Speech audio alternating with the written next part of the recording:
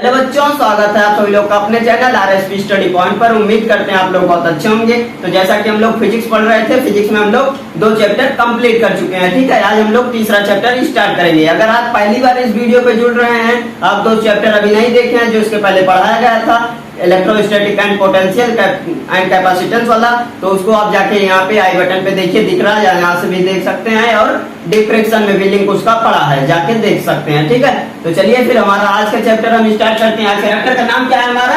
Current electricity. ठीक है, ये हमारा कौन सा चैप्टर होने वाला है? एनसीईआरटी से हमारा तीसरा चैप्टर होने वाला है। बाकी आपके बुक में क्या है वो हम नहीं बता सकते हैं। ठीक है, ये हमारा आज पहला लेक्चर होने वाला है इसका। ठीक है, ये क्लास 12 का है। अगर आप कंफ्यूज है कि हम क्लास 11 में है तो ये हमारा चैप्टर ही नहीं है, तो ये क्लास 12 का है। ठीक है, चलिए फिर हम अपना आज का लेक्चर स्टार्ट करते हैं। आज के लेक्चर में सबसे पहले टॉपिक क्या है हमारा? Electric current. ठीक है, हम सबसे पहले देखेंगे क्या? Electric current. The rate of flow of charge in a definite direction is called electric current. यानी the rate of flow of charge, हमारा इलेक्ट्रिक करंट होता क्या है? The rate of flow of charge that is electric current. ठीक है, तो ये हमारा क्या होता है? इलेक्ट्रिक करंट होता है। अब हम देखते हैं इसका फॉर्मूला। ये क्या है हमारा? जो अभी हम पिछले चैप्टर खत्म किए उसमें हमारा फॉर्मूला था Q इक्वल टू IT, तो ये वही है, Q इक्वल टू IT। ठीक है, तो अब हम इससे निकालेंगे क्या? इससे हम निकालेंगे करंट का फार्मूला। तो ठीक है, तो यहाँ पे करंट का फार्मूला ये Q इक्वल टू IT है, तो I इक्वल टू क्या हो जाएगा? Q by T। ठीक है, I equal to Q by T। हम इसकी पहले करंट की यूनिट देख लेते हैं। तो यहाँ पे हमारा क्या है? Q है। Q की यूनिट क्या होती है? Q यानी चार्ज है। चार्ज का यूनिट क्या होता है? कूलम। तो यहाँ पे क्या होगा? कूलम होगा। ठीक है, ये हमारा T यानी टाइम है। टाइम का यूनिट क्या है हमारा? सेकंड। ठीक है, तो इसको हम दोनों को कहते हैं, यानी जो हमारा करंट का यूनिट आएगा वो हमारा क्या होगा?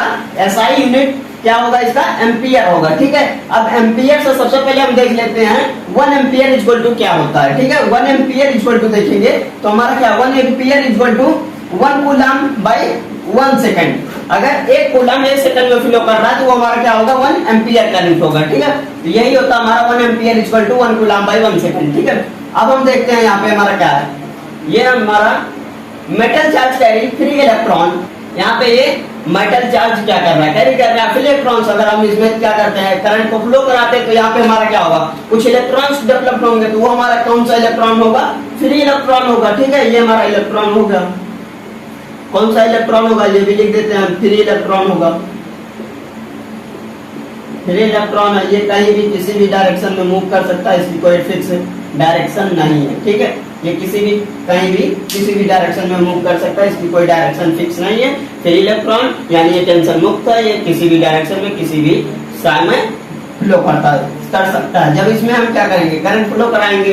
जब इसमें हम करंट फ्लो कराएंगे तो यहाँ पे कुछ इसके पास वो जाएगा, करंट जाएगा इसके पास, तो यहाँ पे क्या होगा? इसके पास एनर्जी लगेगा, यानी पोटेंशियल लगेगा। पोटेंशियल के बाद इसके अंदर क्या होगा? एनर्जी आएगा। एनर्जी आएगा तो ये मूव करेगा, इलेक्ट्रॉन जो है वो मूव करेगा। तो मूव करेगा, ये इसको टक्कर मारेगा, ये इसको मारेगा, ये इसको मारेगा, ऐसे ऐसे ये कार्य करेंगे, आपस में रोटेट होता रहेगा। मतलब ये इसको मारेगा तो ये इसको मारेगा, ये इसको मारेगा। ये सब फ्री इलेक्ट्रॉन्स हैं, तो यहाँ पे कोई दिक्कत नहीं है, ये पूरा पैक है उसमें। ठीक है, ये होता हमारा। अब हम देखते हैं इलेक्ट्रिक करंट। ये क्या है हमारा? इंपॉर्टेंट है। इंपॉर्टेंट कैसे है? आप लोग कहते हैं कि हमारा इलेक्ट्रिक करंट कौन सा क्वांटिटी होता है और कैसे हम ऐड करते हैं इसको। ठीक है, तो वही सब हमारा ये है। यहाँ पे क्या है? इंपॉर्टेंट पे हैशटैग पॉइंट में लिखा गया है। ये यहाँ पे है electric current is a scalar quantity. Electric current क्या है हमारा? Scalar quantity. यानी स्केलर क्वांटिटी होता क्या? सबसे पहले ये देख लेते हैं। स्केलर क्वांटिटी होता है जिसमें डायरेक्शन ना हो, सिर्फ क्या हो? मैग्नीट्यूड हो, ओनली मैग्नीट्यूड हो, डायरेक्शन ना हो। मतलब यहाँ पे वो हमारा क्या होगा? Scalar quantity. ठीक है, इलेक्ट्रिक करंट क्या है हमारा? स्केलर क्वांटिटी है, because it does not follow vector law of addition. यानी कि ये हमारा क्या करता है? एडिशन ऑफ वेक्टर लॉ को फॉलो नहीं करता है, या आप कह सकते हैं वेक्टर लॉ ऑफ एडिशन को फॉलो नहीं करता है। ठीक है, अब हमारा क्या है? अब हम सबसे पहले देख लेते हैं यहाँ पे वेक्टर बताए ना, तो वेक्टर होता क्या है? वेक्टर वो होता है जिसमें डायरेक्शन और मैग्नीट्यूड दोनों दिया जाए, वो हमारा क्या होता है? वेक्टर होता है। अगर आप उसको अच्छे से देखना चाहते हैं तो यहाँ पे देखिए आई बटन पे वीडियो दिख रही है, आप जाके देख लीजिए। ठीक है, तो चलिए फिर अब हम आगे कंटिन्यू करते हैं। हमारा क्या है? It simple follow scalar of algebraic addition, यानी ये क्या करता है, सिंपल एल्जेब्रिक एडिशन को फॉलो करता है। अगर मान लीजिए कोई भी दो डायरेक्शन से करंट आ रहा है, तीसरे डायरेक्शन में करंट फ्लो हो रहा है, तो यहाँ पे क्या है, ये वेक्टर लॉ को क्यों नहीं फॉलो करता। वेक्टर लॉ क्या करता है, जो ऊपर से आएगा नीचे से जाएगा वो बराबर से करके यानी कट कर देता है। अगर दोनों ऊपर नीचे बराबर है तो क्या करेगा वो, अब जाए मान लीजिए आप यहाँ से 2 एम्पियर का करंट आ रहा है, ठीक है, 2 एम्पियर करंट आ रहा है, इधर से भी 2 एम्पियर जा रहा है, ठीक है। 2 एम्पियर क्या होगा, यहाँ पे मीट होगा, मीट होने के बाद क्या हो जाएगा भाई, दोनों अपोजिट डायरेक्शन में है, यानी क्या होगा, माइनस हो जाएगा, कट हो जाएगा, यानी यहाँ पे 0 हो जाएगा। टोटल इसमें देखेंगे तो हमारा 10 आएगा, तो ये हमारा गलत हो जाएगा। इसलिए ये कहते हैं वेक्टर लॉ को फॉलो नहीं करता है, ठीक है। अब हम देखते हैं इसकी असलियत, या हमारा आंसर कैसे आएगा इसका।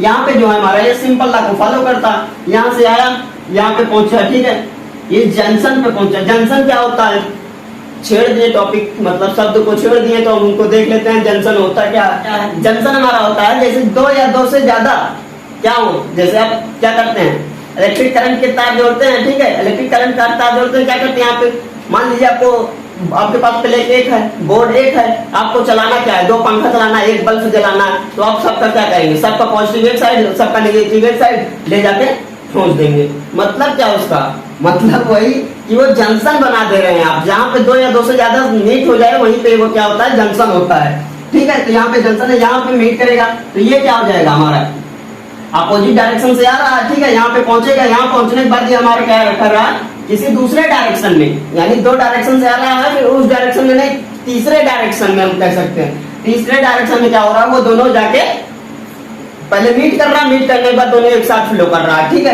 यहाँ पे क्या होगा, 5 एम्पियर, यहाँ पे 5 एम्पियर, तो यानी यहाँ पे हमारा कितना करंट हो जाएगा, अगर हम यहाँ पे देखें, सिर्फ यहाँ पे नहीं, यहाँ पे देखें तब भी हमारा क्या होगा, 10 एम्पियर होगा। यहाँ पे हम देखेंगे तब भी हमारा क्या होगा, 10 एम्पियर होगा। यहाँ पे हम देखेंगे तब भी हमारा 10 एम्पियर होगा। जब फ्लो करेगा आगे, कितना भी आगे चला जाए तब भी हमारा क्या होगा, 10 एम्पियर होगा। मान लीजिए यहाँ पे हम खत्म किए, यहाँ तक पहुंच गया, तब भी यहाँ पे क्या होगा, 10 एम्पियर ही होगा। जो हमारा यहाँ पे है वही हमारा यहाँ पे भी होगा, ठीक है। तो ये हमारा होता है सिंपल एडिशन अलजेब्रिक सम, ठीक है। ये लेक्चर देख लीजिए आप लोग अच्छे से। अगर इसमें कुछ पॉइंट आप लोग को नहीं समझ में आया या थोड़ा बहुत हो सकता है ना समझ में आया हो, तो क्या करिए, आप वीडियो को रिवाइज कर लीजिए, यानी वीडियो आप दोबारा देख लीजिए, तो हो सकता है आपको अच्छे से समझ में ये आ जाए, ठीक है।